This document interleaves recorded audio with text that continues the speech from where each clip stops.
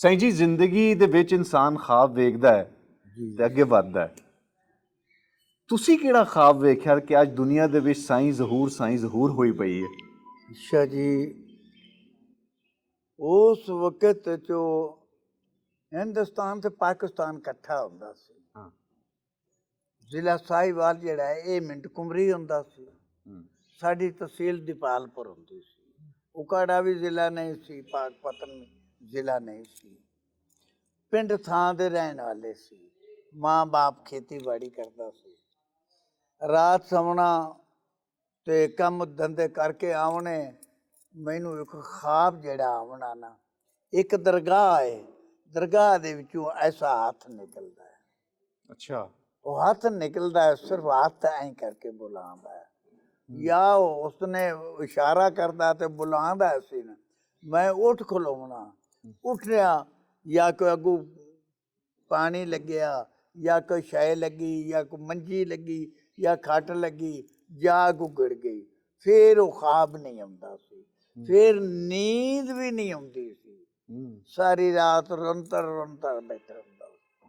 ਮਾਂ ਬਾਪ ਖੇਤੀਬਾੜੀ ਕਰਦੇ ਸੀ। ਆਉਣਾ ਤੇ ਪੁੱਛਣਾ ਤੇ ਉਹਨੇ ਆਖਣਾ ਕਿ ਦੁਨੀਆ ਸੁੱਤੇ ਪਏ ਨੇ, ਤੂੰ ਕਿਉਂ ਜਾਗਣਾ? ਉਹਨਾਂ ਨੂੰ ਮੁੜ ਦੱਸਣਾ ਪੈ ਗਿਆ, ਅੱਬਾ ਮੈਨੂੰ ਹੱਥ ਬੁਲਾਉਂਦਾ ਹੈ। ਉਹ ਆਖਣ ਤੈਨੂੰ ਐਤਿਆਂ ਦੇ ਚ ਤੈਨੂੰ ਇਕੱਲੇ ਨਹੀਂ ਬੁਲਾਉਂਦਾ ਹੱਥ, ਹੋਰ ਕਿਸੇ ਨੂੰ ਨਹੀਂ ਬੁਲਾਉਂਦਾ। 6 ਭਾਈ ਸੀ, 4 ਭੈਣਾਂ ਸੀ, ਮਾਂ ਬਾਪ ਸੀ। ਫਿਰ ਉਹਨਾਂ ਦੁੱਖ ਦੇ ਮਾਰਿਆਂ ਕੋ ਮਾਰਨਾ ਕੁੱਟਣਾ ਸਹਿਣੀਆਂ ਪੈ ਗਈਆਂ। ਫਿਰ ਇੱਕ ਦਿਨ ਦਾ ਖਾਬ ਹੋਵੇ ਤਾਂ ਹੋਰ ਹੁੰਦਾ, ਮੁੜ ਰੋਜ਼ ਦਾ ਖਾਬ ਸੀ। ਫਿਰ ਉਹਨਾਂ ਸੋਚਿਆ ਕੋਈ ਇਸ ਨੂੰ ਕੋਈ ਜਿੰਨ ਭੂਤ ਤੇ ਲੱਗਿਆ ਹੋਇਆ। ਫਿਰ ਖਾਬਨਾਮੇ ਲਏ, ਖਾਬ ਦੀਆਂ ਤਬੀਰਾਂ ਕਢਾਈਆਂ। ਫਿਰ ਪੀਰਾਂ ਫਕੀਰਾਂ ਤੇ ਗਏ ਜੀ, ਇਹਨੂੰ ਕੁਛ ਦੇਖੋ, ਇਹਨੂੰ ਕੋਈ ਜਿੰਨ ਭੂਤ ਤਾਂ ਨਹੀਂ।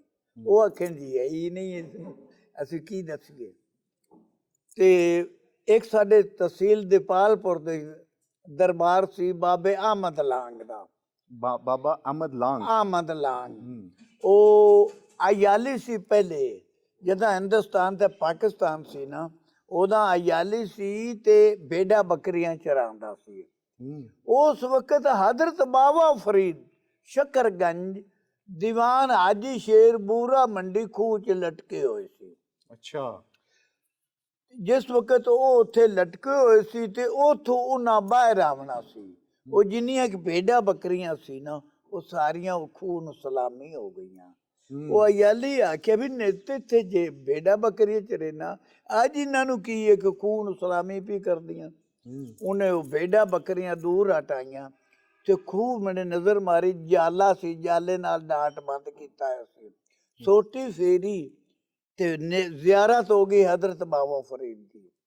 ਅਯਾਲੀ ਇਹ ਸੋਚਿਆ ਜੇ ਕੱਚੀ ਤੰਦ ਅੱਲਾ ਨਹੀਂ ਮਰਦਾ ਨਾ ਤੇ ਮੁੜ ਮਵੀ ਨਹੀਂ ਮਰਨਾ। ਵਾਹ ਵਾਹ ਵਾਹ। ਉਸਨੇ ਇੱਕ ਖੱਬੜ ਸਰਦਾ ਬਣਾ ਲਿਆ, ਬਣਾ ਕੇ ਵੱਟ ਕੇ ਤੇ ਜਲਣ ਦੇ ਨਾਲ ਬੰਨ ਕੇ ਤੇ ਆਪ ਵੀ ਮਗਰ ਇਮਾਮ ਦੇ ਅੱਲਾਹੁ ਅਕਬਰ ਕਰ। ਵਾਹ ਵਾਹ ਵਾਹ।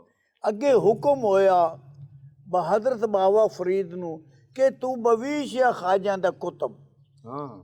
ਤਾਂ ਬਾਬਾ ਫਰੀਦ ਸਾਹਿਬ ਨਜ਼ਰ ਕੀਤੀ, ਨਜ਼ਰ ਕਰਕੇ ਦੀਵਾਨ ਹਾਜੀ ਸ਼ੇਰ ਬਣਿਆ ਤੇ ਵਿੱਚ ਅੱਲਾ ਮਾਰੀ ਦੇ ਵਿੱਚ ਫਰਮਾਇਆ, ਐ ਹਾਜੀ ਸ਼ੇਰ, ਅੱਲਾ ਅੱਗੇ ਫਰਿਆਦ ਕਰਦੇ, ਇਹ ਮੈਨੂੰ ਵੇਖ ਤੇ ਲਟਕਿਆ, ਪਹਿਲੇ ਅਯਾਲ ਨੂੰ ਦੇ ਤੇ ਪਿੱਛੇ ਮੈਨੂੰ ਦੇ। ਵਾਹ ਵਾਹ ਵਾਹ।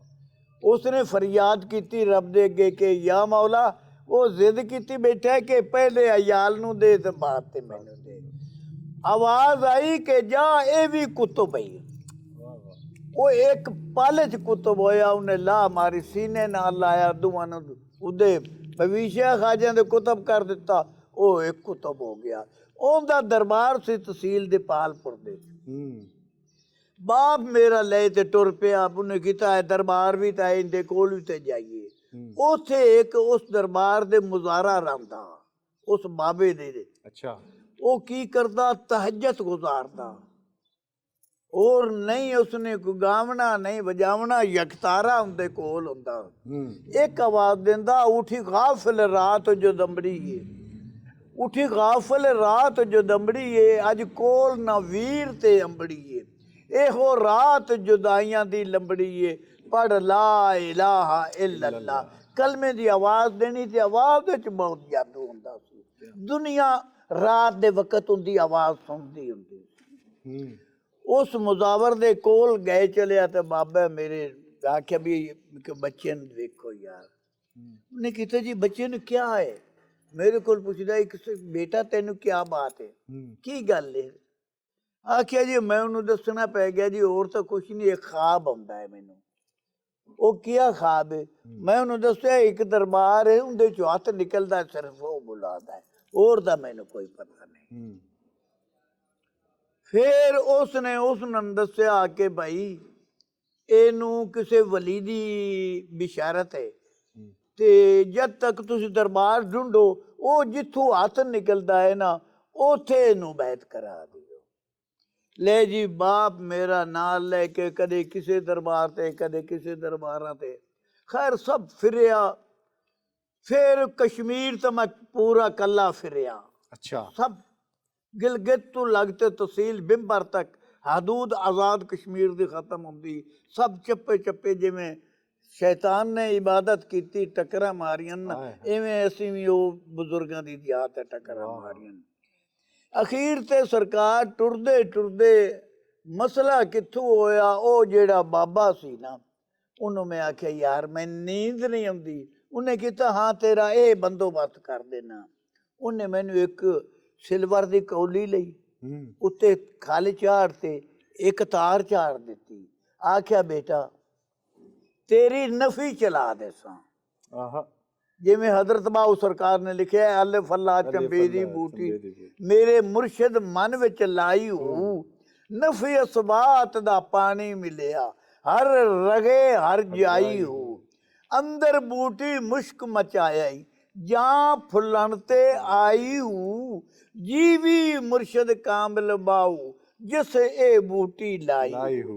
आख्या कि बेटा ये नींदर ना तेनू आवे ना, इंदे तार नू हलाई रखी, इंदे नाल आवाज लाई रखी ते कलमा पढ़ी रखी, अल्लाह दा ना लई रखी, और ना आवे तो तेरी ये सीना है नफी चल जाए। वाह वाह वाह। सरकार ये शुरुआत ते हो गई। फिर उस तो बाद ते हिंदुस्तान ते पाकिस्तान बन गया। 3 साल ख्वाब यक्का रहा, ख्वाब नहीं छड्डिया।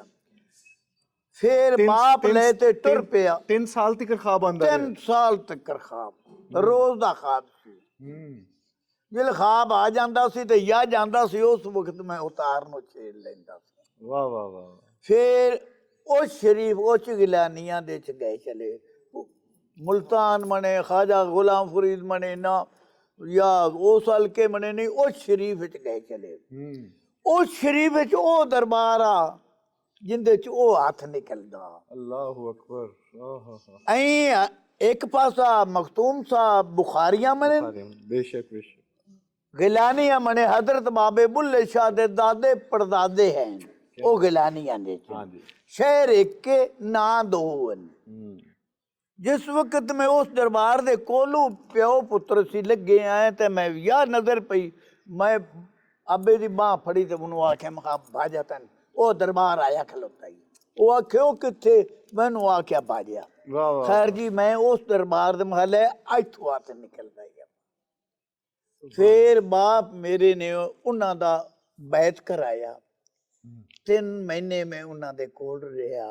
वो यकतारा मेरे को सुनते रहे, तारा लाई रखे, और तो कुछ नहीं होंदा, अल्लाह दा नाम ले देखा, कलमा पढ़ी रखा, और कुछ नहीं होंदा। सरकारां ने सुनाई रखिया। 3 महीने तो बाद उन्हें इजाजत दी, बेटा अगर तेनू सफर दूर होए, तेनू जिला मिंट कुमरी चो आना है तो दूर हो जावे ना, तो तू कसूर चला जावी। साडी लड़ी है उत्थे बाबा बुल्ले शाह। क्या बात। तेनू उथों फैज इत्थे ही मिलिया, पर रंग तेनू उथों लगेगा। वाह वाह वाह। ये उन्हां दी जबान मुबारक दा है। सरकार उथों आके फिर सरकारां दा कदम फड़े। फिर पहले 5 साल कैदी रहे, लोया च आया है, वजूद ते दरवेशी कट्टी है, बड़ी जगह फिरिया, पूरा पाकिस्तान फिर चुका उंज। ਉਸ ਤੋਂ ਬਾਅਦ ਤੇ ਅੱਲਾ ਨੇ ਇਹ ਕਰਮ ਕੀਤਾ ਹੈ। ਫਿਰ ਖਾਸ਼ ਲੱਗ ਗਈ ਇਸ ਮੌਸੀਕੀ ਦੀ। ਮੁੜ ਉਸ ਲਾਹੌਰ ਦੇ ਚ ਇੱਕ ਮਾਧੂ ਲਾਲ ਸੈਨ ਸ਼ਾਹ ਹੁਸੈਨ ਦਾ ਦਰਬਾਰ ਹੈ, ਉਹਦੇ ਅੰਦਰ ਬੈਠਾ ਸੀ। ਉਹ ਯਕਤਾਰਾ ਮੇਰੇ ਕੋਲ ਸੀ ਤੇ ਮੈਂ ਇੱਕ ਬੋਲ ਬਣਾਏ ਹੋਏ ਸੀ, ਨਾ ਕਰ ਬੁੱਲਾ ਮੇਰੀ ਮੇਰੀ, ਇੱਕ ਦਿਨ ਹੋਣਾ ਹੀ ਖਾਕ ਦੀ ਢੇਰੀ, ਪਤਾ ਲੱਗਣਾ ਹੀ ਇਸ ਨੇਕੀ ਬਦੀ ਤੋਲਦਾ, ਉੱਡ ਜਾਣਾ ਹੀ ਪੰਛੀ ਜਿਹੜਾ ਵਿੱਚ ਤੇਰੇ ਬੋਲਦਾ। ਵਾਹ ਵਾਹ ਵਾਹ।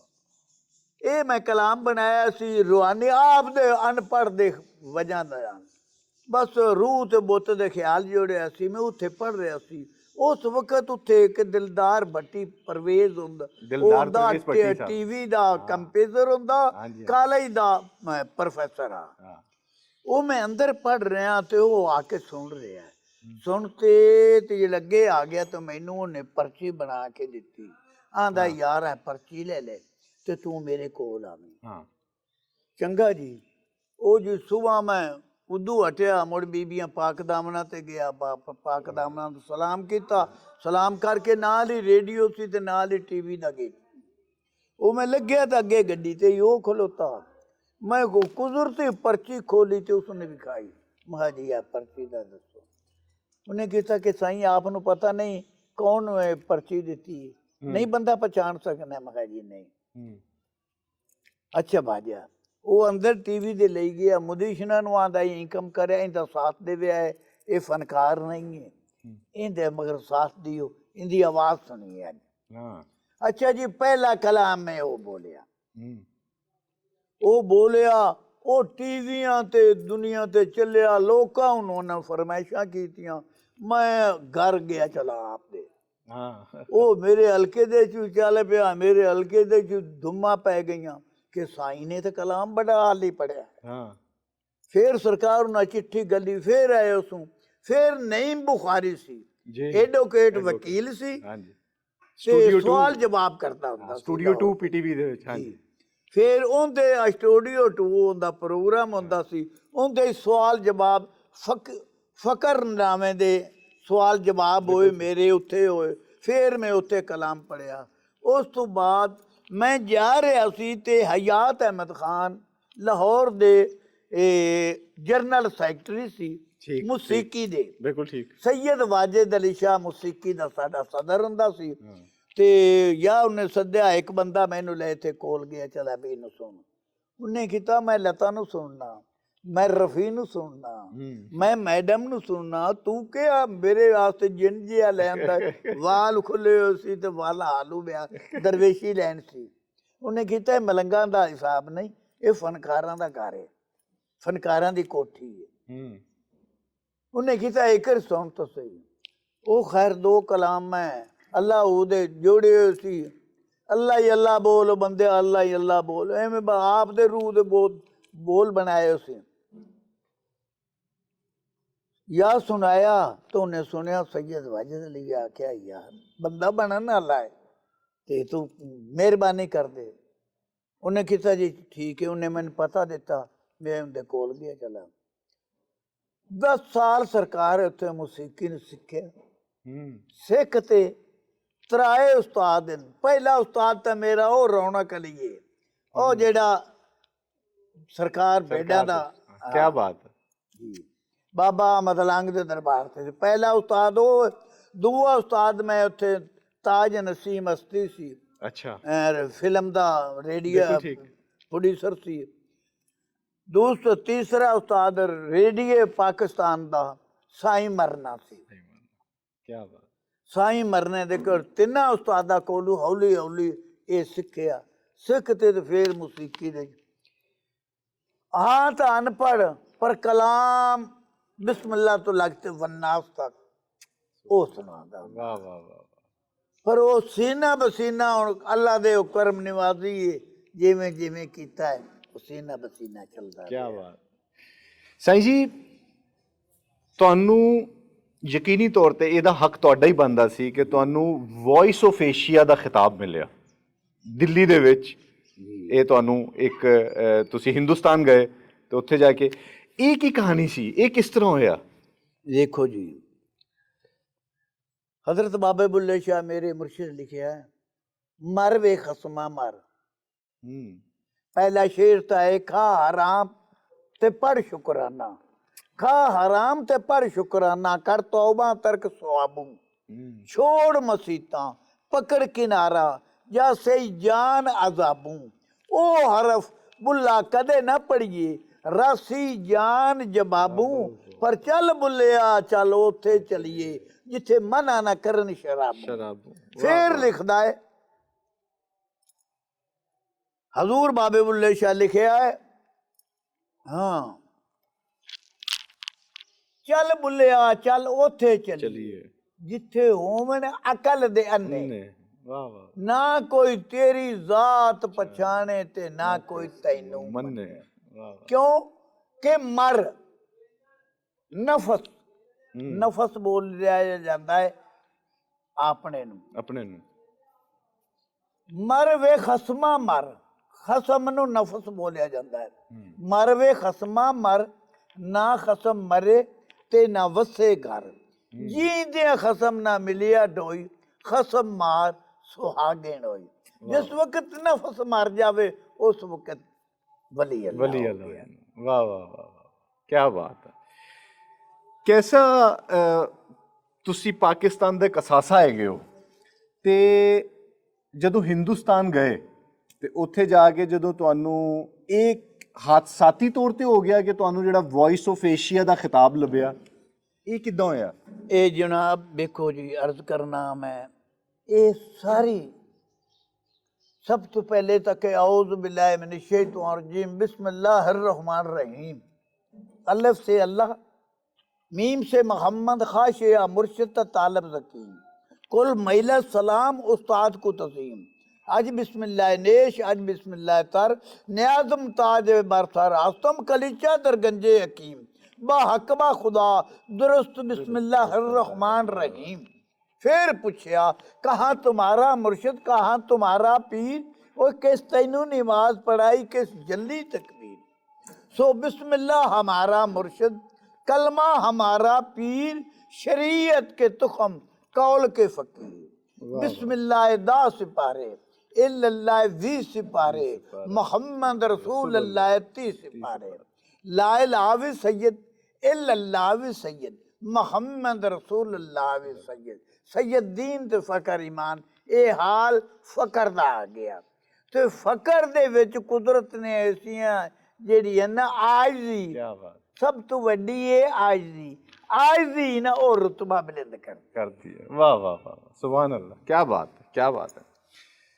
साईं जी ये सिलसिला ਤੁਹਾਡੀ 7 साल ਦੀ ਉਮਰ ਤੋਂ ਸ਼ੁਰੂ ਹੋਇਆ जी?